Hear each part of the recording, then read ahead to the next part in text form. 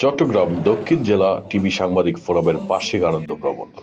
চট্টগ্রাম দক্ষিণ জেলা টিভি সাংবাদিক ফোরামের 2 দিনব্যাপী বার্ষিক আনন্দ ভ্রমণ বিশ্বের দীর্ঘতম সমুদ্র সৈকত কক্সবাজারে নানা আয়োজনের মাধ্যমে সম্পন্ন হয়েছে।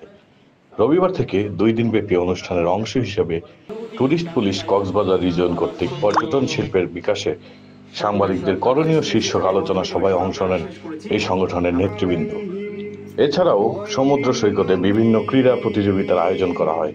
সন্ধ্যায় স্যান্ডি রিসোর্টে ক্রীড়া প্রতিযোগিতায় বিজয়ীদের পুরস্কার বিতরণ ও গুণীজন সংবর্ধনা অনুষ্ঠানের আয়োজন করা হয়। সংগঠনের সভাপতি তাপস দে আকাশের সভাপতিত্বে প্রধান অতিথি ছিলেন চট্টগ্রাম দক্ষিণ জেলা স্বেচ্ছাসেবক দলের সাবেক সভাপতি শফিকুল ইসলাম রাহি। এছাড়াও চট্টগ্রাম প্রেস ক্লাবের সদস্য জাহাঙ্গীর আলম, সমাজসেবক নাসির উদ্দিন, সাংবাদিক রফিকুল ইসলাম, স্বেচ্ছাসেবক দল নেতা সেলিম উদ্দিন, যুবদল নেতা সাইফুল ইসলাম সহ আরো অনেকেই সংবর্ধিত অতিথি হিসেবে উপস্থিত ছিলেন।